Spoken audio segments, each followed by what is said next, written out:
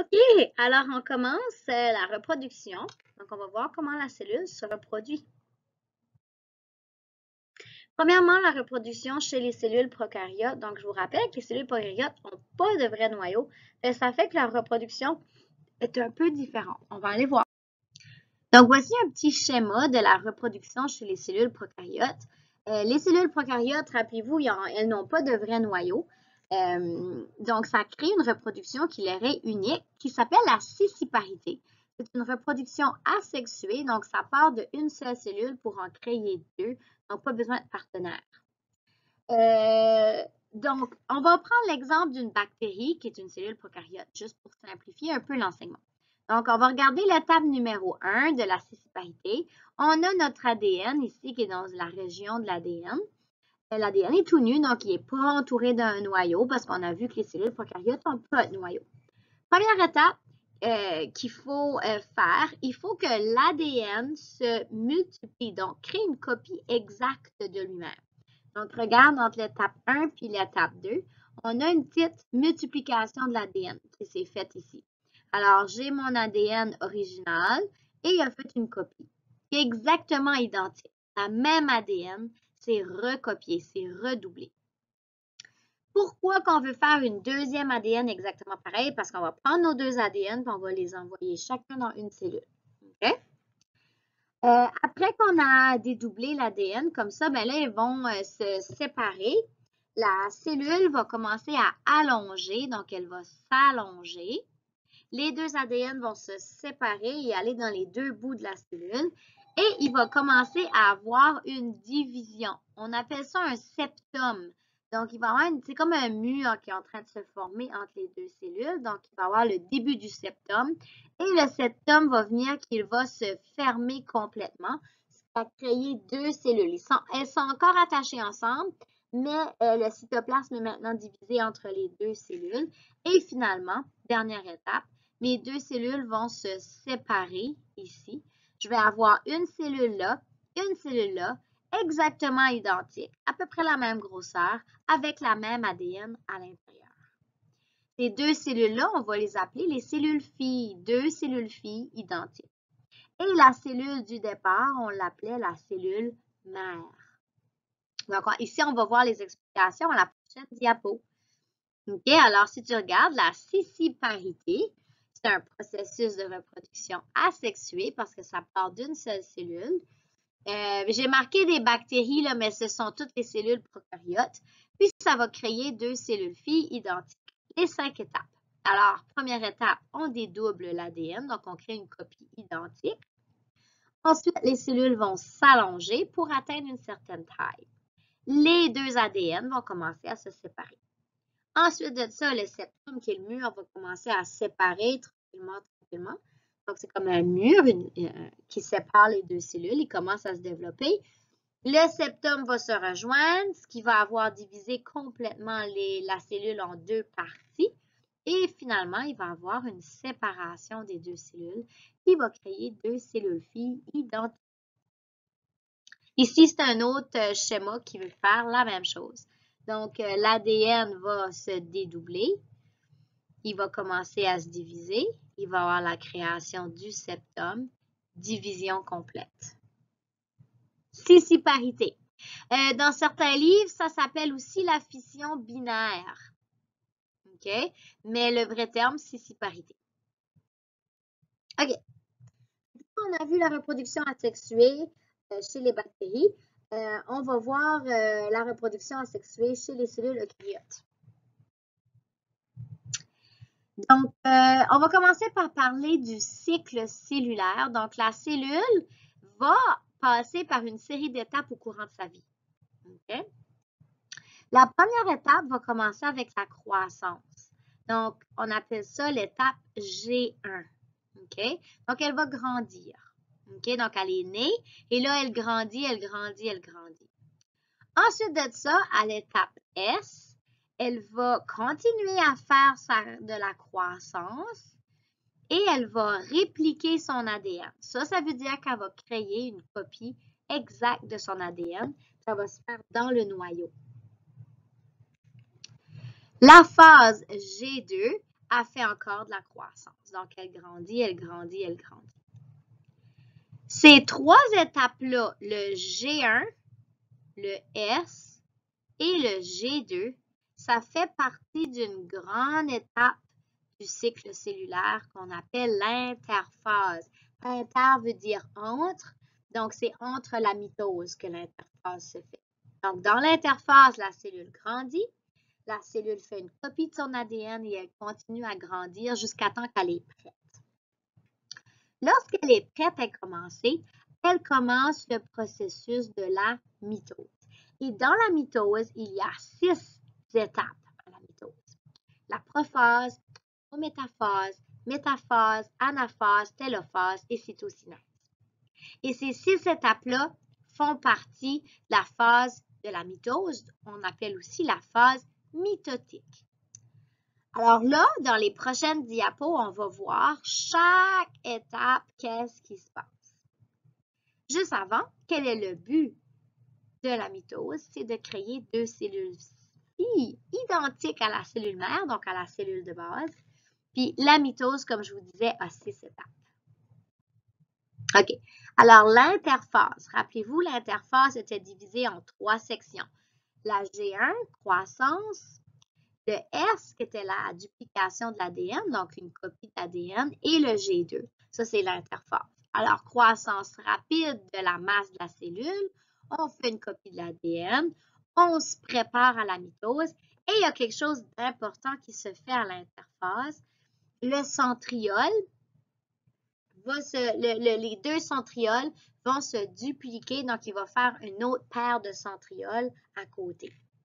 Si tu regardes avec un microscope, ça ressemble un peu à ceci. OK?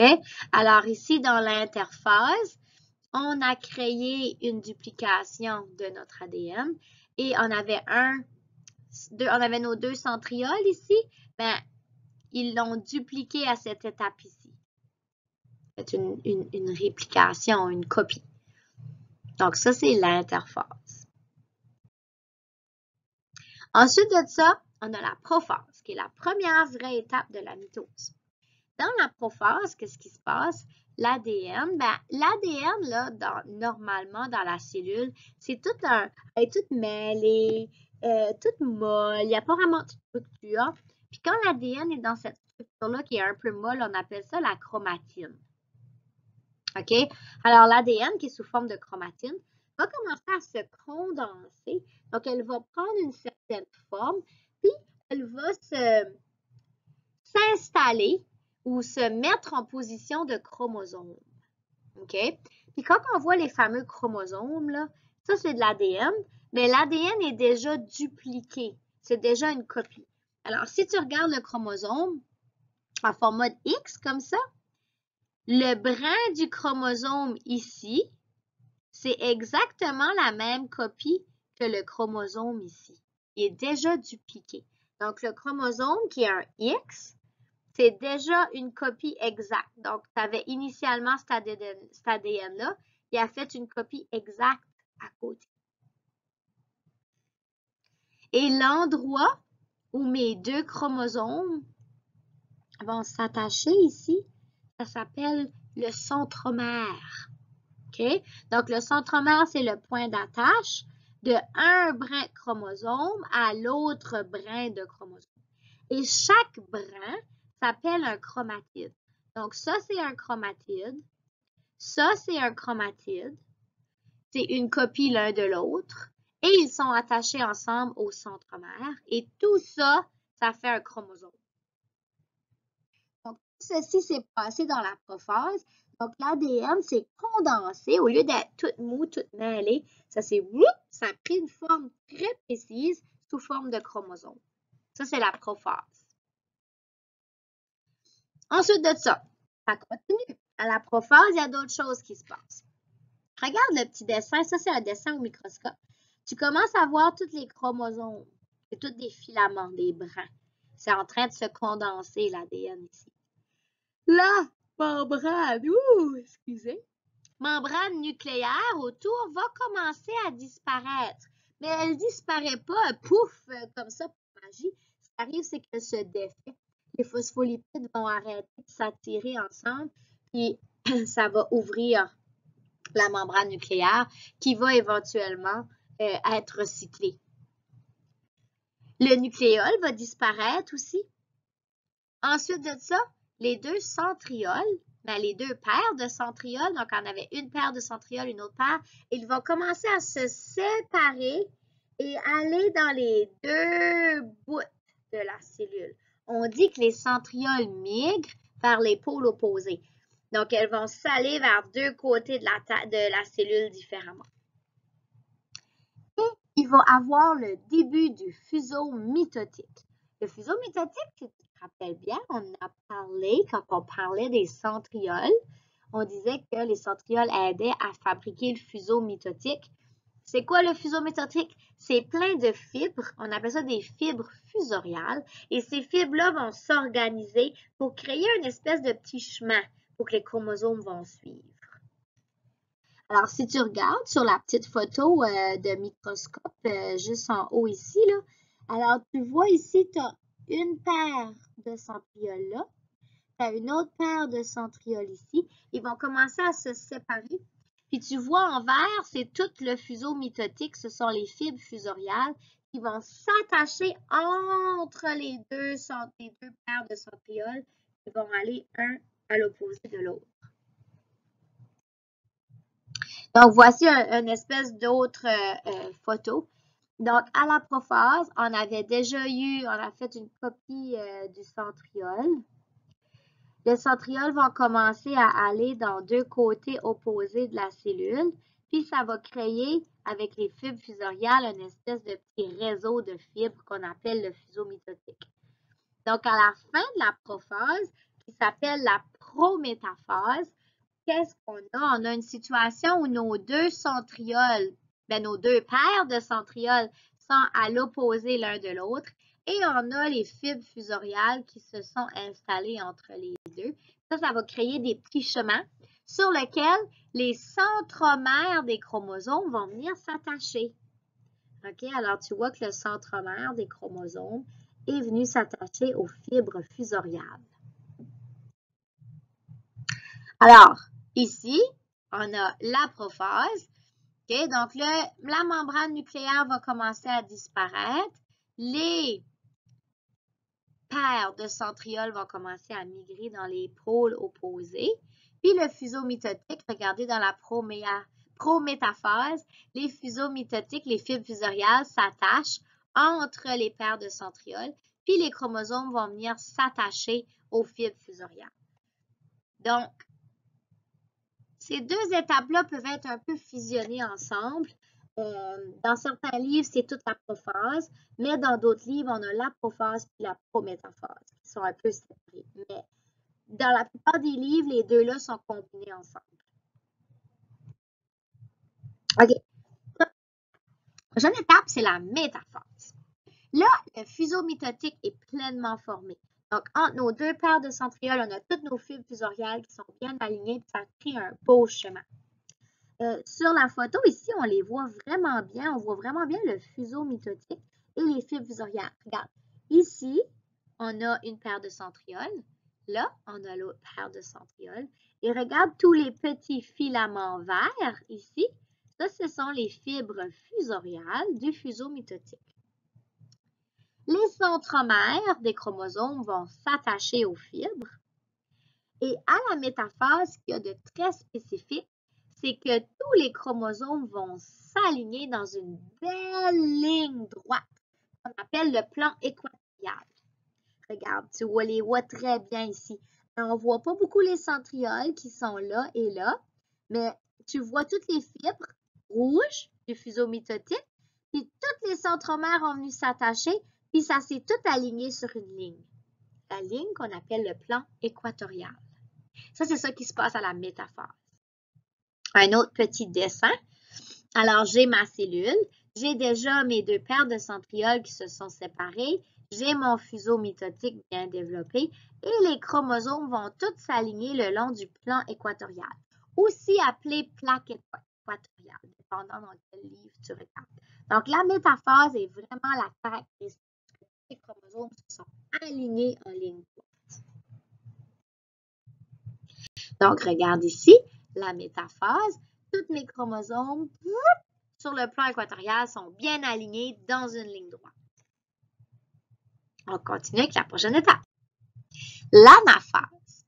Dans l'anaphase, les centromères des chromosomes vont se séparer et chaque chromatide des chromosomes vont se séparer dans une cellule différente. Parce que rappelle-toi, les deux brins du chromosome qui étaient attachés au centromère, c'était deux copies identiques de l'ADN. Ça avait déjà été dédoublé.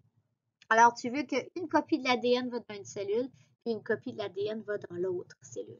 Fait que regarde les belles photos de microscope. Ici, la paire de centrioles avec ton fuseau mitotique.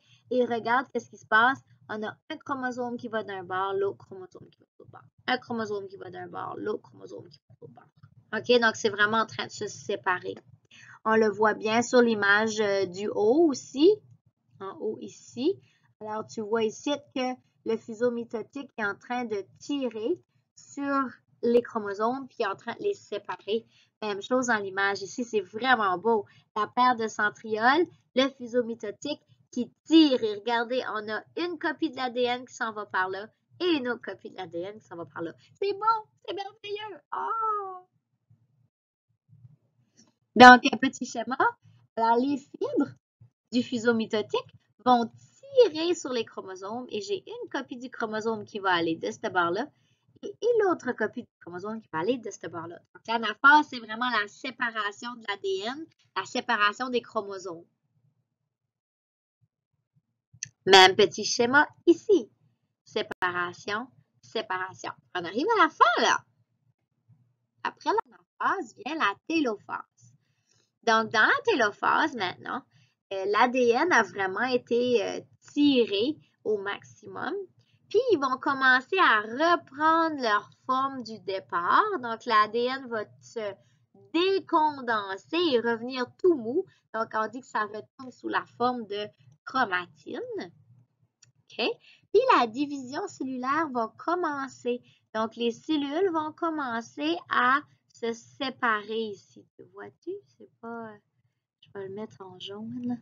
Donc ici, ça commence à se séparer pour créer deux cellules identiques.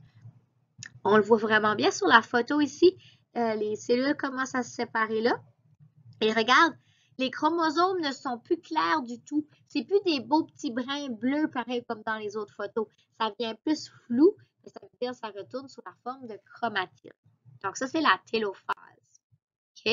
Alors la télophase, l'ADN redevient sous forme de chromatine et on commence à couper les cellules en deux. Ici, même chose. OK? Et après la télophase vient la cytocinèse. Dans la cytocinèse, le fuseau mitotique va disparaître, donc toutes les fibres fusoriales vont se défaire. Puis il va vraiment avoir une séparation physique des deux cellules filles. Donc la séparation va continuer. Ça va diviser le cytoplasme en deux. La membrane nucléaire puis le nucléole vont revenir, vont se reformer autour de la chromatine.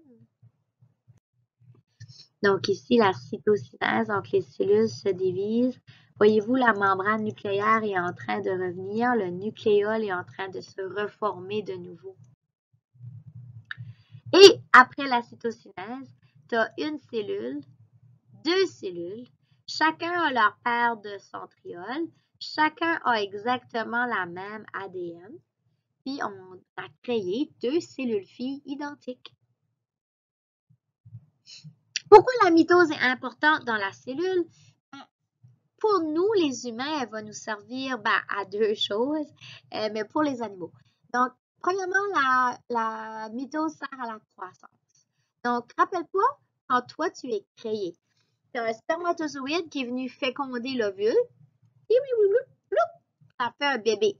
Le premier bébé, là, il est juste fait d'une cellule. On appelle ça le zygote. Cette cellule-là, il faut qu'elle se divise un petit peu si elle veut devenir ta grandeur. Parce que dans toi, tu as des millions de cellules. Et cette cellule-là, le premier zygote, qui était ta première cellule à toi, va faire la mitose, va créer deux cellules. Puis là, les 2 cellules vont faire la mitose, ça va faire 4 cellules. Les 4 cellules vont toutes faire la mitose, ça va faire 8 cellules, 16 cellules, 32 cellules, 64 cellules, etc. jusqu'à temps que tu vas grandir. Donc, la mitose sert à la croissance. Ça sert aussi à la réparation. Ta peau, c'est ta barrière qui te protège contre l'environnement, contre les maladies. Ben, la peau, là, c'est gratter, c'est frapper, ça se défait, ces cellules-là, ils vont mourir, ils vont se faire égratigner. Ben, il faut que tu aies tout le temps des nouvelles cellules qui apparaissent. Ben, ça, c'est parce que dans ta peau, tu as une cellule, tu as une couche de cellules qui font de la mitose tout le temps. Ils mettent une nouvelle cellule à la surface de ta peau. Les nouvelles cellules. Ouais! Une qui vient d'être partie, elle a été égratignée. Une autre cellule, on fait la mitose. Donc, on répare. Quand tu te fais blesser, une coupure, c'est ouvert. Comment se fait que ta blessure va se refermer? Il y a de la nouvelle peau qui va être créée. Et cette nouvelle peau-là, ce sont des cellules qu'on fait la mitose, puis ça crée un nouveau tissu grâce à la mitose. Pensez aux animaux qui font la régénération, comme l'étoile de mer. Si on lui coupe un bras, le bras va repousser. C'est de la mitose. OK? Donc, on appelle ça la régénération. Lorsqu'on repousse une partie de son corps, le ver de terre, si tu coupes le ver de terre en deux, il va repousser de nouveau. C'est la régénération. Évidemment, nous, on ne fait pas ça. OK? Juste certains animaux qui peuvent le faire.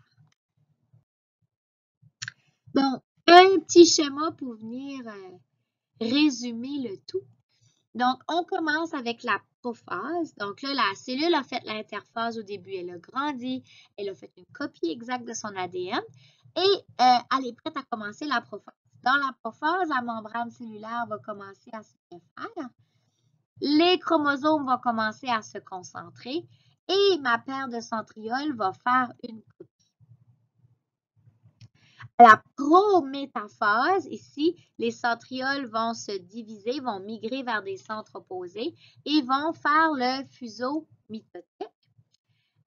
Puis là, on va voir apparaître les 2 chromatides du chromosome qui sont attachés au centromère. Prochaine étape, la métaphase. Donc là, on a nos 2 paires de centrioles complètement à l'opposé. Notre fuseau mitotique est pleinement développé. Les centromères se sont attachés et ils vont tous s'aligner le long du plan équatorial. Ensuite, prochaine phase, l'anaphase, où ce que là, le fuseau mitotique va commencer à tirer sur les chromosomes. Les chromosomes vont se séparer, donc un chromatide d'un bord, l'autre chromatide de l'autre bord. Puis je te rappelle que les chromatides étaient des copies exactes.